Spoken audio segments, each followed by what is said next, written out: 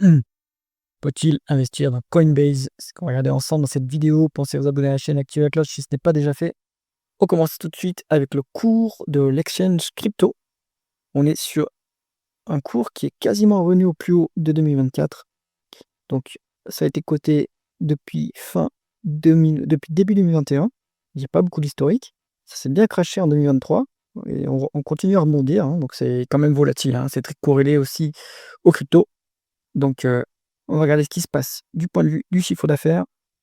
Énorme croissance évidemment. Alors sur 2023 par contre, ça a fait mal, hein.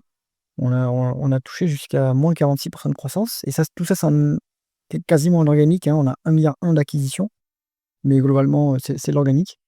Bon, la puissance semble être revenue, hein, sur, 2024-2025. Donc là, on empile des 76% de croissance, c'est énorme quand même.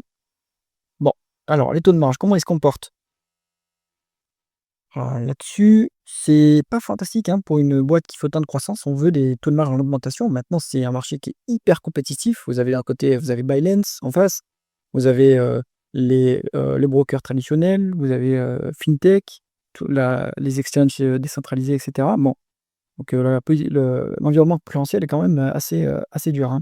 Dans ce cas-là, même si on fait beaucoup de croissance, vu que le marché est en énorme croissance, même si on fait beaucoup de croissance, si ça se trouve, on croît moins vite que le marché, donc on perd des parts de marché. Bon, du point de vue du taux de marge brut sur les exchanges, il n'y a pas beaucoup de coûts des intrants, hein, donc 85% évidemment, c'est normal.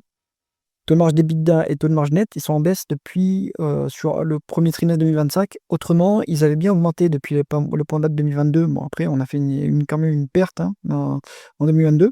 Ça se rétablit depuis 2024, si ce n'est que, bah, voilà, on a des taux, en baisse sur 2025.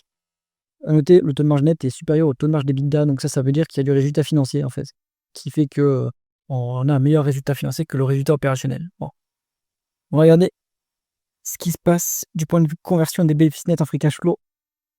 Je me demande si ça a beaucoup de sens sur, une boîte qui est plutôt, on va dire, dans les capital markets. Bon, en tout cas, on a les free cash flow bien plus élevés que les bénéfices nets. Est-ce qu'on a un BFR qui est négatif sur cette boîte? Non, il est positif malheureusement et ça s'améliore pas, c'est de pire en pire. Bon, donc ça c'est dommage. C'est-à-dire que la boîte, doit payer ses fournisseurs avant que ses clients ne la payent, malheureusement. Donc ça impacte les cash flows opérationnels, hein, donc si on maintient la dépense en capital à un niveau constant, ça, impacte forcément les free cash flow. Ensuite, si on regarde les dépenses en capital vs dépréciation amortissement, on n'a pas le chiffre, jusqu'à, mars 2025. Toutefois, on voit qu'on est sur des capex qui ont l'air beaucoup plus bas que les dépréciations amortissement. Donc là, il se passe quelque chose quand même, à mon avis, qu'il faut aller creuser, hein. La donnée est soit incomplète, soit ils ont enfin, tableau de trésorerie, n'est pas dispo. Enfin bref, il faut regarder. Si on regarde en other non-cash items, hop, ici, on est sur, 12 milliards. Donc ça, en fait, c'est aussi la dépréciation amortissement, hein. Bon, donc en fait, vous retrouvez ici la différence. Ici, un 10 milliards, ici 22 milliards.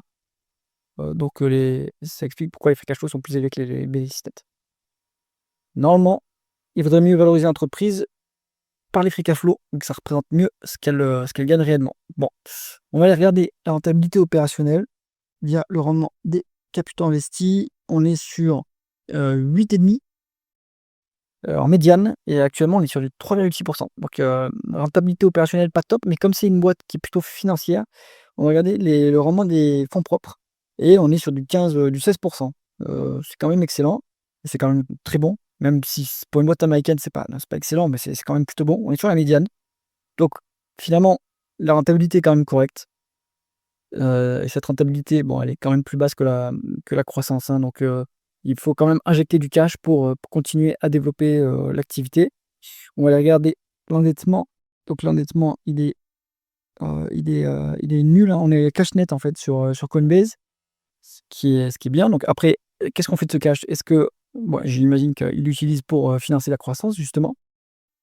Ce cash, il doit générer des intérêts, hein. Il a généré, 1,850 milliard depuis, le début de la cotation, depuis, 2021, donc ça, c'est très bien. Ça permet d'améliorer le résultat financier, justement. Donc cash net, est-ce que l'actionnaire voit la couleur de ce cash un petit peu? Bah, pas encore, hein, évidemment, on est encore sur une phase de très forte croissance, donc il y a pas de dividende de verser. Niveau, action en circulation, par contre, là, Il y en a et c'est diminution constante, hein. Si on regarde les stock based compensation, vu que c'est une boîte tech aussi en même temps, ça reste très élevé, hein, 13,2. C'est pour ça qu'en fait les free cash flow, il faut les prendre avec des pincettes, hein. Il faut retraiter les free cash flow de des stock based compensation. Donc bon voilà, si vous êtes actionnaire de Coinbase, malheureusement vous êtes, dilué petit à petit, assez régulièrement, hein. Donc il faut en tenir compte et ça vous impacte votre rendement de l'actionnaire, hein. Si on regarde ici, le rendement de l'actionnaire, tac, on est sur un rendement d'actionnaire qui est négatif. Enfin, il est nul ici, mais en réalité il est négatif, hein, vu que vous êtes, dilué. Bon, donc c'est pas un point fort du dossier. Ensuite, mais bon, on le savait, hein, c'est une boîte quand même de croissance, hein, donc normal que, le rendement de l'actionnaire soit pas intéressant à ce stade. Et si on regarde la valorisation maintenant, je pense qu'il vaut mieux se mettre en price earning, comme ça on ignore l'impact des stock based compensation, ou on peut se remettre aussi en VE sur EBITDA. Bon, pour les 2, on est sur quelque chose qui est stratosphérique, hein, donc c'est une boîte de croissance. Maintenant, vous avez une très forte croissance. Vous pouvez regarder les 12 prochains mois. Ouais, là au-dessus, sur les 12 prochains mois, on est aussi survalorisé.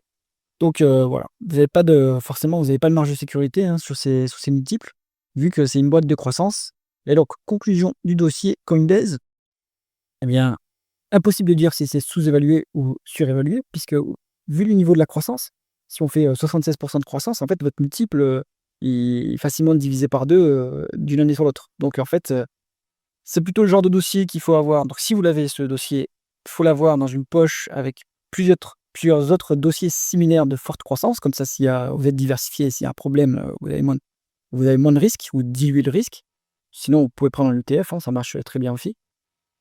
Et il faut détenir cette position sur le très long terme parce que, toute, publication décevante va couper le multiple, en 2 facilement. Donc, vous allez vous retrouver avec, des moins-values de 50 assez rapidement.